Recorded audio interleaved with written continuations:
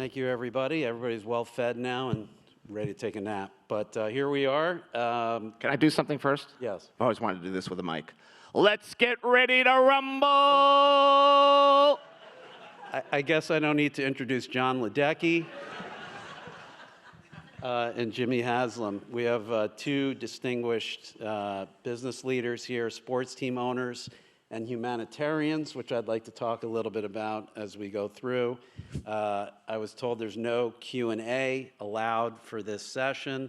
Taking my phone out, you have my number if you want to text me. No question's a bad question.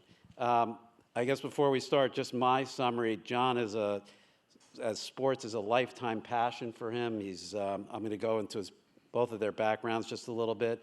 And Jimmy is sports, I would say, is a family affair for you all.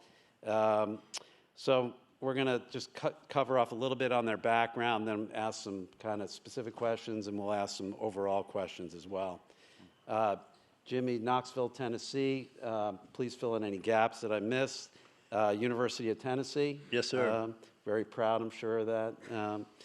Chairman of Pilot Flying J for a long time, recently sold to Berkshire Hathaway this year. I think your father founded the business in 1958, is that Correct.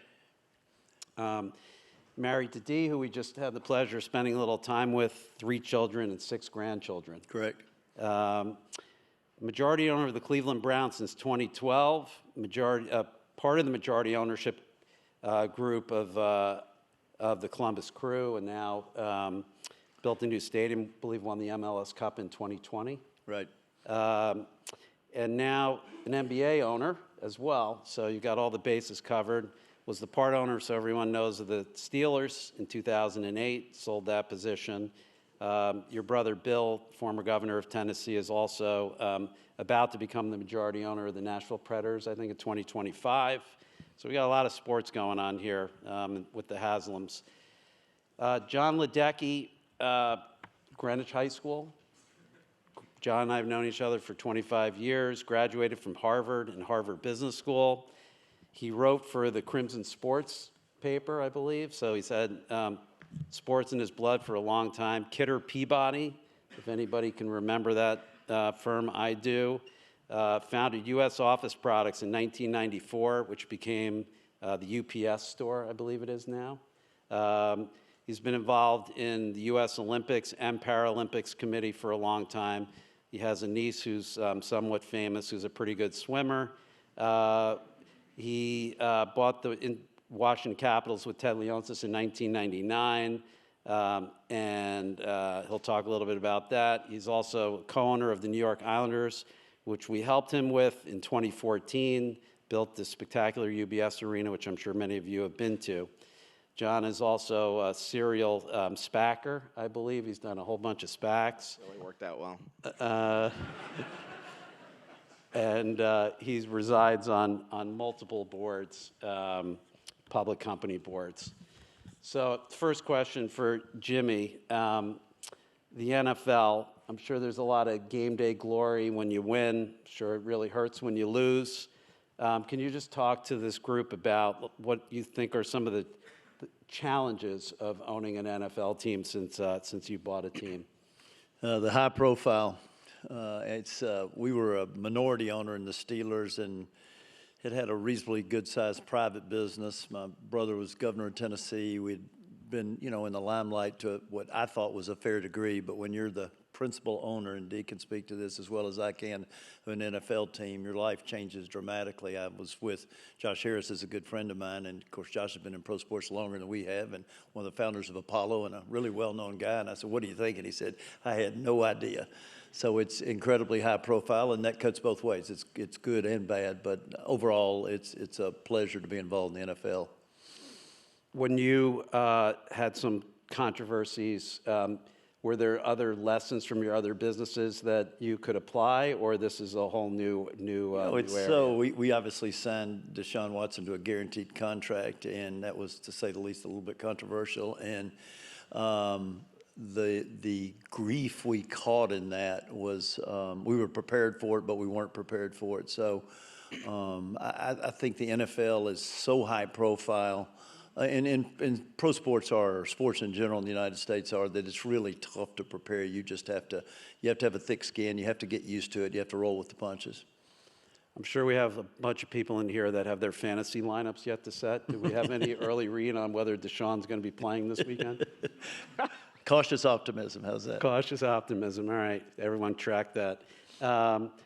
Jon, in terms of your Islanders ownership, having already owned a hockey team, can you talk to us about what has been like running the Islanders, and particularly what the experience was at the Coliseum, then transitioning to the UBS Arena? Well, the Coliseum was, the sell-by date on that, even with the renovation, had come and gone. But the fans were very adamant that we replicate it when we moved to a new building. And I think the thing that we decided to do was to put me out front and to talk to hundreds, if not thousands, of fans by roaming the concourse at the Coliseum, by roaming the concourse at Barclays Center, where we also played. And they said they wanted to replicate the feeling of intimacy. One of Ted's players, Ovechkin, I sat next to at Ted's kid's wedding. He said, "You own Islanders?" I go, "Yeah." He goes, "I love that building. I can hear them cursing me in Russian." And so we wanted to replicate that at the UBS Arena. So our ceiling height is the same. Most of our seats are in the lower bowl, and we push the suites out into the stands as well. So it's worked out really well. The fans love it. And I think the second part of your question, what an honor to own a sports team. It's a community trust, and it means so much to the community. 50 years anniversary last year, seeing grandfathers with their kids and their grandkids, 3 generations, sometimes 4 generations of fans, and their love for the team. And it really makes it important that we don't screw it up, that we do things that make them feel proud to be an Islanders fan. And so we started something called Hockey with a Heart, where each game we turn over our scoreboard and we turn over the concourse to a charity. They get the proceeds of the 50-50 lotto that we do in the arena, but they also get a chance to tell their story, which on Long Island is often most important, to have awareness of these great charities that are there. So NFL, the Cleveland Browns, they do a fabulous job too. I was telling Dee in the waiting room, how impressed I've been with the work that she's been doing with Mr. Haslam here to, benefit all the people that have needs in their communities. So that's part of being a sports owner today, Rob, is understanding the privilege that you have as an owner. So you're a little bit older than me, but when you were in high school, did you ever have a dream that one day you'd be sitting in a sports arena and fans would be singing, "Jon Ledecky"? Yeah, that's, Gary Bettman said he's never seen that in his entire career, that people chant the owner's name. But I think that's because of the relationship we have with the fans. And the late Rocky Wirtz, who owned the Chicago Blackhawks, when I first came to the league, gave me a great lesson. He said, sit with the fans. Get out of the owner's box and be with the fans. They'll quickly determine whether you're a phony or not. If you're not a phony, then they're going to love you. And if you're there for them and you listen to them and you listen to their concerns about the team, and they're all going to bitch at you about trade this guy or fire this coach or whatever, but if you're sincerely watching them and listening to them, they're going to know that you're on their side and that you actually are a fan. And if I get those cheers, it's because of that. And, I'm sure if we don't continue to win, those cheers will fade or go to other cheers about Jon Ledecky sucks and all that kind of stuff. So, well, they'll yell Spax. They can do that too. So, Jimmy, can you talk to us a little bit about what drove your decision to look at the Columbus Crew and save the crew for Columbus? It's really Dee and J.W. Johnson, our son-in-law, who brought it to us, and I thought, I don't know anything about soccer. One of our kids, Whitney, played goalie, but I don't know anything about soccer. I don't really like it. Why would we do this? But Dee made a great point in that even though it was before our time, when the Browns left Cleveland, it's left a permanent scar on Cleveland. And when they got the Browns back in 98 or 99, it obviously reversed. And Columbus is a burgeoning city right in the middle of Ohio with the state capital in Ohio State there.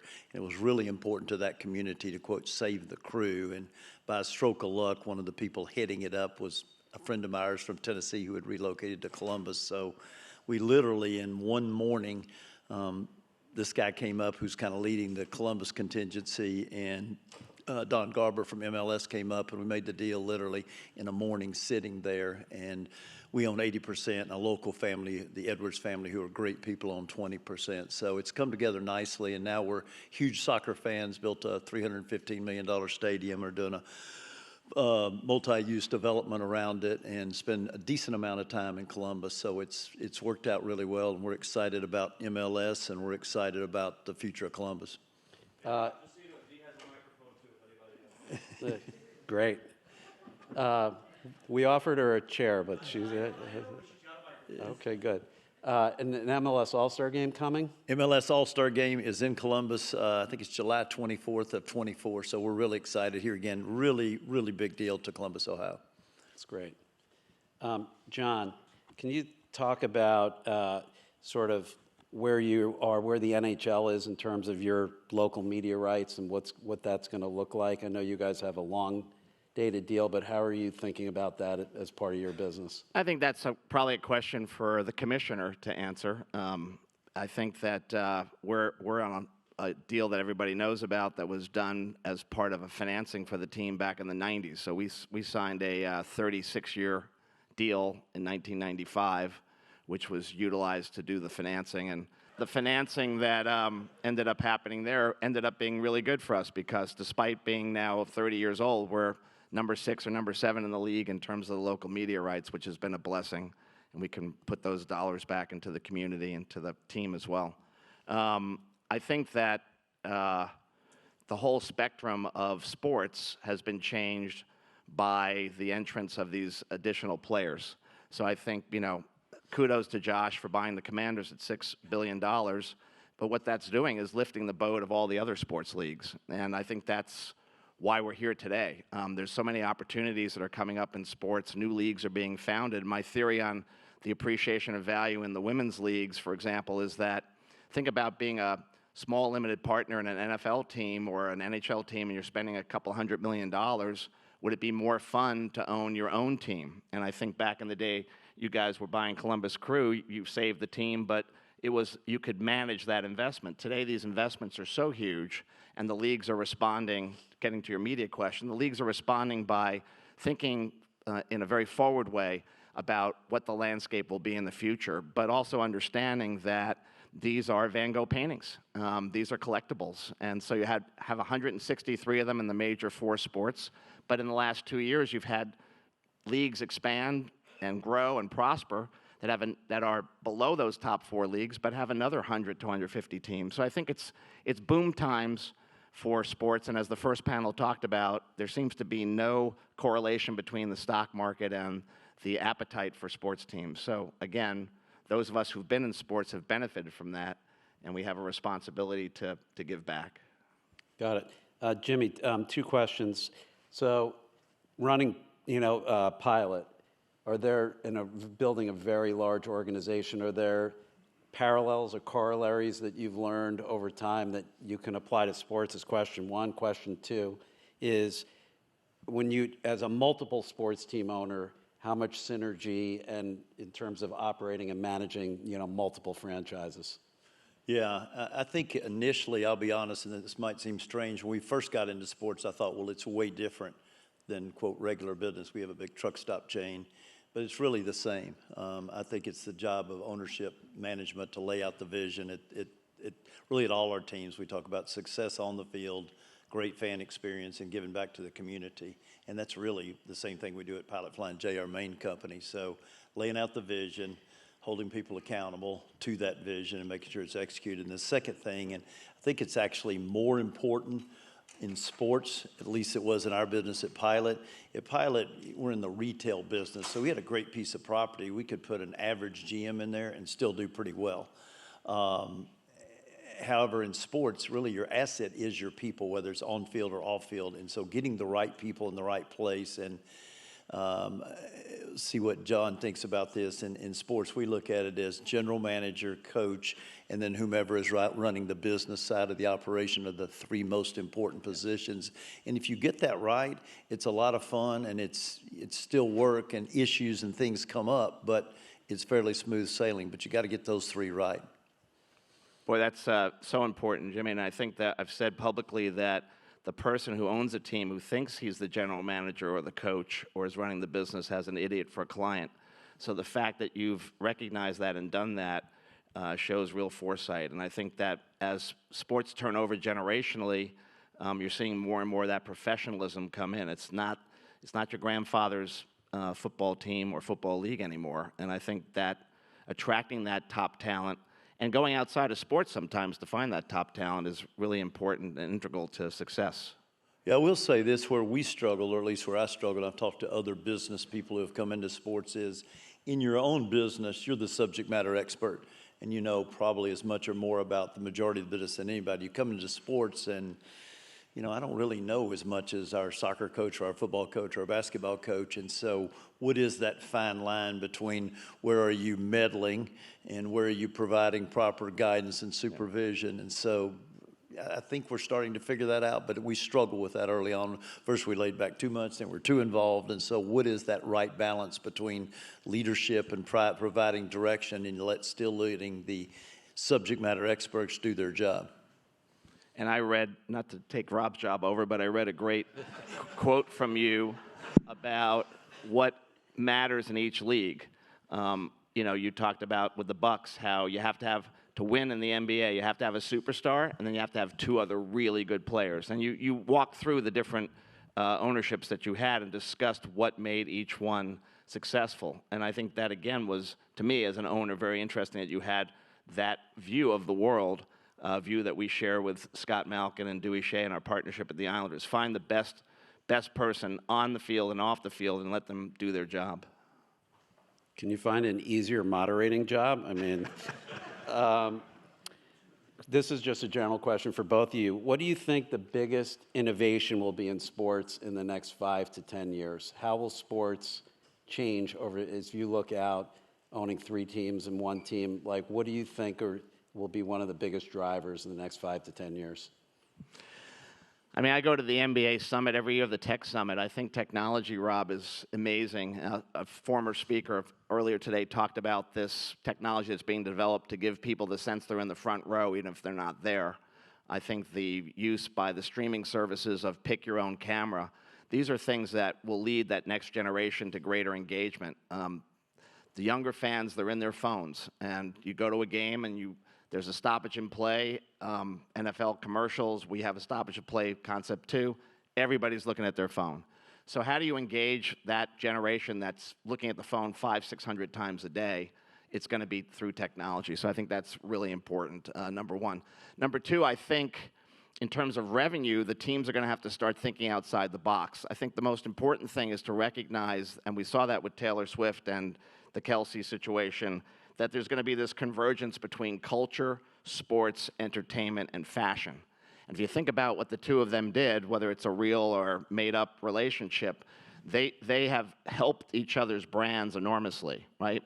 Kelsey was doing an ad for Pfizer. That wouldn't have happened 6 weeks ago. He's doing an ad for Experian.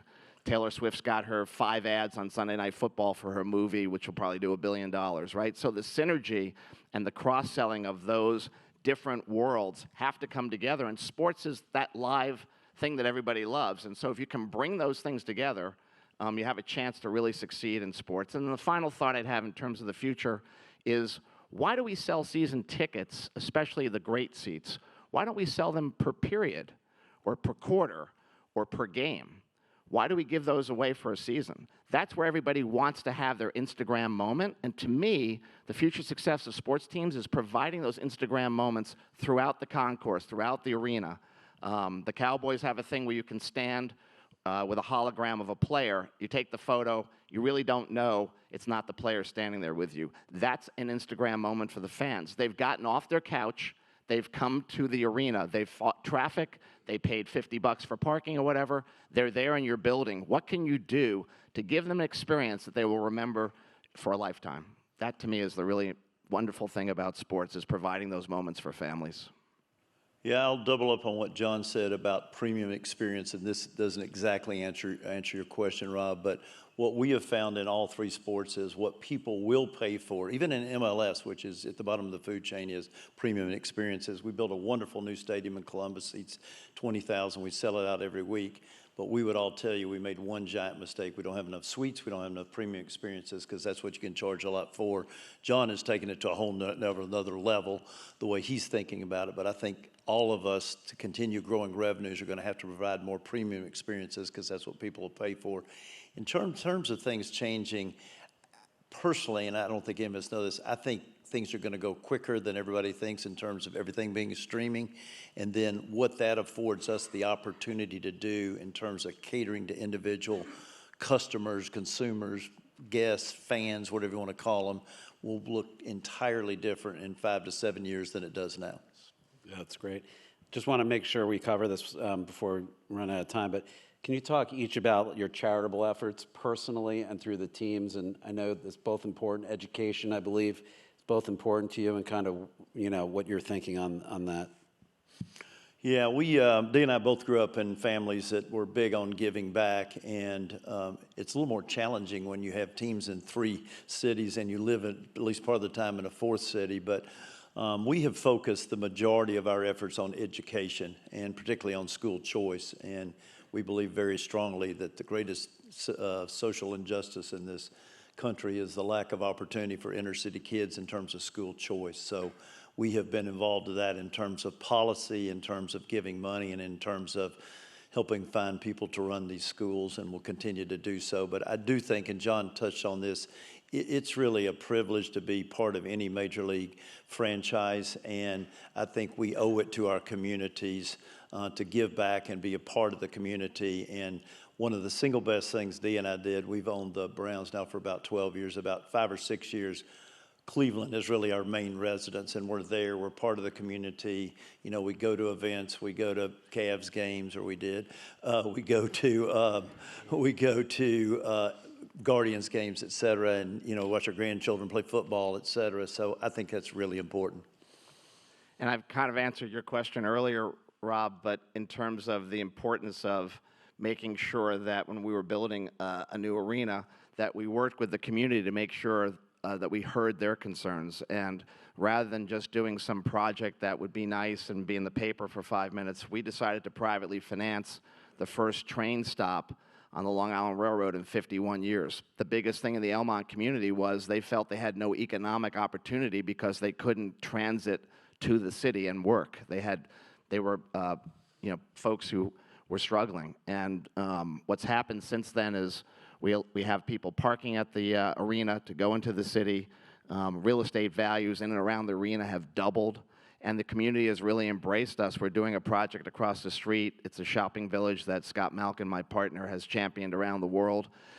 They're really excited about it. Instead of complaining about it being the neighbor, they're excited that we have been good neighbors and that we listened to them from the very start. We did 100 public hearings, and we listened to their concerns, and we reflected that in everything from the tickets we make available to the community, the programs that we have for sports and education in the community. So dealing on a micro level with the folks that are your neighbors, super important in sports. I know you're looking to maybe build a new stadium. I know you know all that, but it's super important that you have that community support. Just switching topics, love your perspective on women's sports. Very active right now. Some would say on fire. Why do we think now is the time? I can take a shot I at have that. I have an answer too, but I mean, look, I think 5 years ago, the world was in a different place. I think that I give credit to the Olympics. I give credit to watching how they covered my niece, who's probably the most decorated current Olympian. They gave equal coverage to the women's events as they did with the men. 1. 2, big move by the USTA, which is now being followed in terms of at their 50th anniversary, reiterating they're paying equal purses to men and women. So I think you're seeing guardrails come down. And 3rd is leadership. I think when you look at the leadership of the soccer league with Jessica Berman, who'll be speaking later, when you look at the WNBA, when you look at the other leagues that are forming around women's sports, there's just this real feeling that there's a demographic that has been ignored by media, by TV rights holders, et cetera, for so many years, and now it's their time. And I think, think back to David Blitzer, who'll also be speaking. He got a $2 million option, I think, to buy a a women's soccer team? No Rob? comment. No Okay. comment. Okay, I think you might have been involved in that one as one of the best sports bankers in America and a sponsor of today's event. No, I think that the prices have exploded, and that's a good thing for everybody. I'd say three things. One, recognition of talent. Two, as John mentioned, I don't want to say this in a negative way, much better leadership at the leagues at the top, and that's happened over the last 2 or 3 years. And the other thing, the reality is the entry point to buy a team is so much lower than it is in the men's leagues right now that it gives people the chance to own a, quote, major league team. Right. Just a quick round robin. This is the buy, sell, or hold component of the session. So I'm going to list the topic, and you guys can tell me whether you think it's buy, sell, or hold. Esports. Disaster, sell. So, sell. Okay, so we don't have any esports fans up here, clearly. You tried to promote that, Rob, and we had a lot of conversations. It was about hot for 2 years. Yeah. Sports betting. sports betting. Big time buy. Yeah, real hot. And are you saying that from a sort of overall, a micro betting, an in-game betting? What perspective? Are All you the both above. Bullish. I think you're going to have prop bets, which work particularly well in most of the major sports, where there's a pause or something happens. I think that the ESPN Penn deal, you're going to see integration of sports betting on the television. It's obviously the 7-second delay is going to have to be handled and other things, but I think you're going to see a lot more of that. I think the up-and-coming generation doesn't have the attention span to watch a game in full, but if you can engage them on betting about who catches the first touchdown or who scores the first goal, then it becomes part of a socialization for that generation that I think will work very well. This next one's not really fair because I already know you're both a buy, but AI in sports. Strong buy. I think that analytics, I think a lot of teams have very quietly incorporated AI. They're not telling anybody because they want that advantage. But Well, you're telling us now. No, I no, guess. I'm not saying about the Islanders now. Don't get me in trouble with Lou, for God's sakes. But I think that teams are doing that, and there's AI departments, but they're not out shaking hands with the fans. They're trying to do their job. Crypto. Crypto. Got to throw a couple zingers in there. I mean, wait for the- Crypto. wait till the So next one. I would wait for Ted Leonsis' answer on that because Ted, to me, is the greatest seer of sports. He's the next speaker. He was my mentor in sports. It's hard to believe that in 1999, when we bought the team, he turned to me and he said, "John, within the next 15 years, no one will read a physical newspaper ever again, and you're going to carry something around in your pocket that in 1999, he said, it will be greater than any computer on earth." And how the hell did he know that? And he was the first guy to do text messages. He bought an Israeli company for AOL, and that was the first time you could text somebody. So that's a great question for whoever's doing Ted's panel to ask him, because I don't have an expertise in crypto, but Ted will definitely know what the answer is. Jimmy, are you a crypto holder? Or? No. Okay. Cricket in the United States, buy, sell, or hold? Sell. I would hold only because as the population shift continues from east to west, cricket is incredibly popular in other countries. And I think what you're seeing in soccer, I don't know if you know that the Mexican Soccer League outperforms the Premier League on television in the United States. So I think we have to think about these sports that we don't really know a lot about. I'll tell you, one of the most exciting sports in the world is Australian rules football. I mean, that's crazy. These people are killing each other on the field, right? I don't know if you ever watched it on channel 48,000 or whatever, but it's really, really exciting once you understand the rules. But it's not going to be a big play in the States because of the NFL. Mixed martial arts? Yeah! That means you're a buyer? No, I have no idea. You mean UFC? Yes. Oh, UFC, I would be buying. I'd never bet against Ari Emanuel. He's unbelievable. Okay, got it. Do you have a feeling on mixed I don't martial really arts? get the attraction, but it blows Yeah. me away how, I mean, we grew up in the South, and so the old wrestling was the big deal, and the attraction of that, and it's continued, and these guys have made a huge sport of it. I will tell you that the best per caps we ever had was when we hosted UFC at the UBS Arena, far and away. Best per caps. So the fans are engaged, they turn out, This was like an all-day thing, and they just had a blast. And that's a very loyal fan base. Drank a lot of beer. Yep. I guess we're in our last ticking down seconds here. Just any kind of closing comment you each want to make, just in terms of, your insights on the sports industry and kind of where we're at and what the future portends for your businesses. I'd want to thank the folks at Sportico, because I think whether it's this get-together or the one in Kiowa, bringing ownership together, having a chance to hang out backstage with an NFL owner as an NHL owner, nothing but great things can happen. The more that we're talking as an industry to each other, the better off I think we'll do. I look around the audience, I see so many industry leaders here today.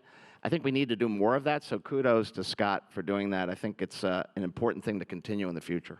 Yeah, I would echo that. We've been privileged to go to Kiowa the last 2 years. It's been outstanding, and we've been in pro sports. We started out with a AA baseball team in Knoxville in the late 90s, and then we had minority interest in the Steelers. And I'll be honest, when we bought the Browns, it was, hey, it'd be cool to own an NFL team, and the price was a lot less, et cetera, et cetera. But now the business of sports is a really serious business. It's not a hobby of rich guys, if you will. And we treat it very seriously, just like we do our other businesses. And so to have the opportunity to come to events like this and learn and hear and make relationships and perhaps further your investment directly or indirectly in sports is outstanding. So thanks for doing this. And Scott, thanks for inviting us. I think our time is up. Thank you, everybody.